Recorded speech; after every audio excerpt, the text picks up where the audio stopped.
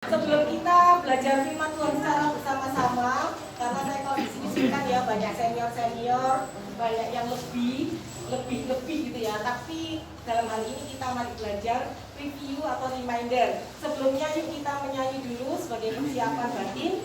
Kusiapkan hatiku Tuhan.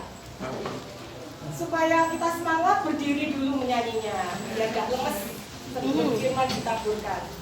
Siapkan hatiku Tuhan untuk dengar firman-Mu saat ini.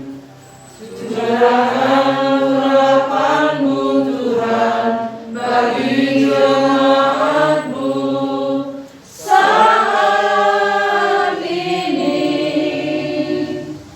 Kusiapkan hatiku Tuhan untuk dengar firman-Mu. Firman-Mu Tuhan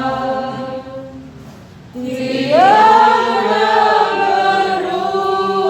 berubah. Dahulu, sekarang, selamanya, tiada berubah. Firman-Mu Tuhan penolong hidupku.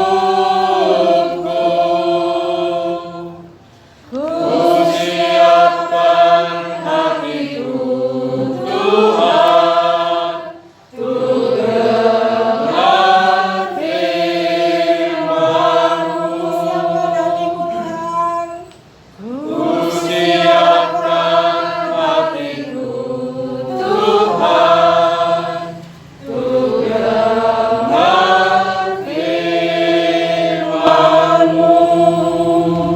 Puji Tuhan, terima kasih, silakan duduk. Karena malam hari ini berkaitan dengan dua hal, kita merayakan Paskah dan kemudian berkaitan dengan kelompok paduan suara kita. Jadi saya mengambil dua landasan firman Tuhan. Yang pertama diambil dari Yohanes 20 ayat 27 dan Yohanes 20 ayat 29. Kemudian dilanjutkan dari Roma 12 ayat 4, 6, dan 8. Saya bacakan. Yohanes 20 ayat 27. Kemudian ia berkata kepada Thomas, "Taruhlah jarimu di sini dan lihatlah tanganku. Ulurkanlah tanganmu dan tunjukkan ke dalam lambungku, dan jangan engkau tidak percaya lagi, melainkan percayalah."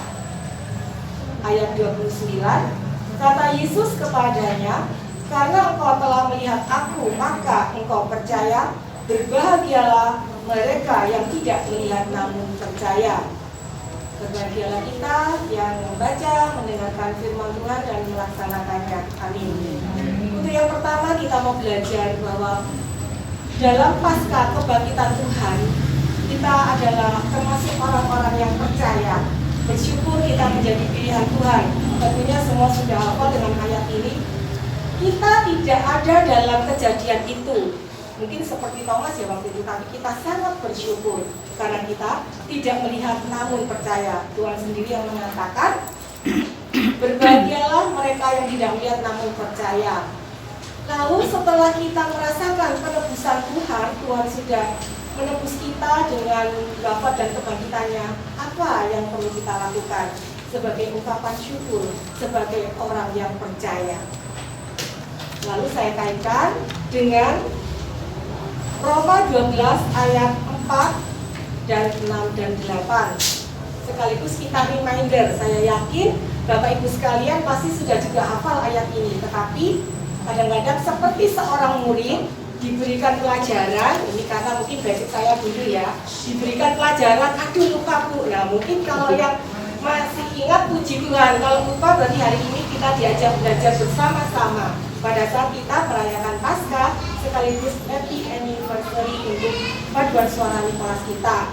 kita patut bersyukur karena di masa pandemi pun masih tetap jalan ya Bu Margo, walaupun mungkin jumlahnya terbatas. Bersyukur, berterima kasih juga kepada Tuhan karena semuanya tetap bersemangat gitu ya. Saya bacakan Roma 12 ayat 4. Sebab sama seperti pada satu tubuh kita mempunyai banyak anggota, tetapi tidak semua anggota itu mempunyai tugas yang sama. Jadi kita mungkin ada yang punya talenta khusus ya, kita punya bagian tugas masing-masing. Ini sudah dikatakan di dalam firman Tuhan, banyak anggota, tugasnya beda-beda, satu tubuh banyak anggota. Ditekankan lagi Roma 12 ayat 6-8. Demikianlah kita mempunyai karunia yang berlain-lainan menurut kasih karunia yang dianugerahkan kepada kita.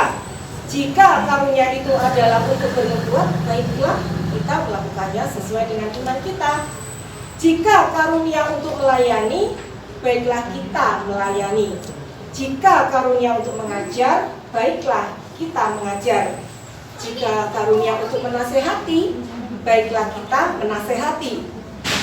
Siapa yang membagi-bagikan sesuatu, hendaklah ia melakukannya dengan hati yang ikhlas. Siapa yang memberi pimpinan, hendaklah ia melakukannya dengan rajin. Siapa yang menunjukkan kemurahan, hendaklah ia melakukan dengan sukacita.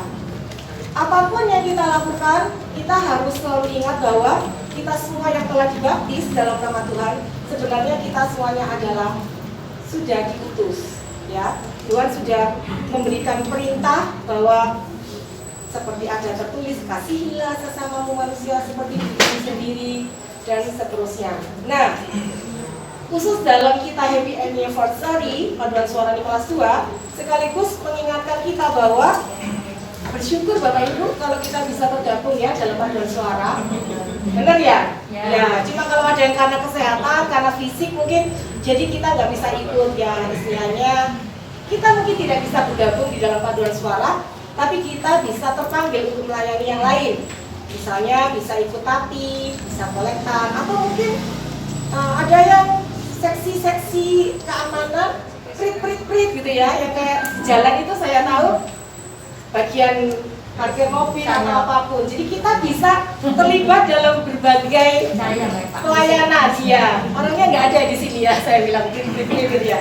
Jadi kita punya tugas masing-masing menurut kasih karunia Tuhan. Ada juga yang misalnya contohnya ini di depan saya ini banyak makanan. Ada yang kegemarannya atau hobinya ya memasak, tapi tidak semua orang hobi memasak tapi mau rela-rela seperti ini loh untuk perayaan paduan suara Nicholas ini. Jadi terima kasih untuk yang sudah menyediakan, tapi jangan lupa apapun yang kita perbuat hanya untuk apa ya? Jadi ingat kayak di sekolah, hanya untuk Tuhan.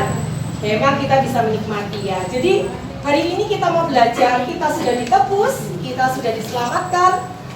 Dengan kebangkitan Tuhan, kita harus lebih semangat lagi melayani, baik dari kor, kolektan atau apapun, khususnya yang untuk saat ini adalah paduan suara.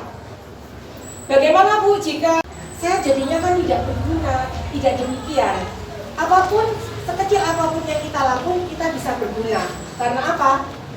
Saya pernah mendengar cerita, ini kisah nyata, saudara saya kebetulan Tuhan izinkan kena kanker, mengatakan sempat curhat, ini mungkin untuk yang lain, sekarang aku tidak bisa apa-apa, tidak bisa ke gereja, tidak punya uang juga ya, tidak bisa memberi persembahan. Loh, lalu apa yang bisa saya lakukan?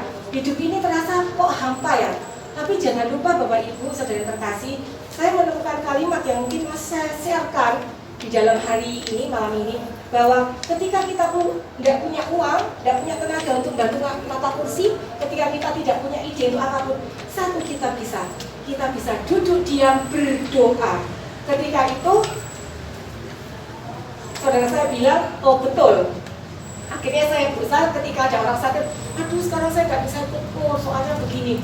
Kita bisa melakukan hal yang lain, bisa membantu dalam doa, bisa menjadi pendoa syafaat, bisa apapun, atau mungkin jadi konseling lewat HP atau apapun. Jadi jangan sia-siakan semua berkat yang Tuhan kasih dan penebusan yang Tuhan berikan kepada kita, karena hidup adalah kesempatan.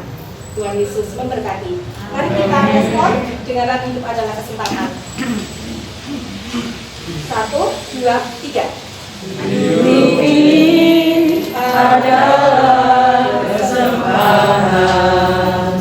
Hidup ini untuk melayani Tuhan. Jangan sia-siakan waktu yang Tuhan beri. Hidup ini harus jadi berkat. Oh Tuhan, pakailah hidupku selagi aku masih kuat.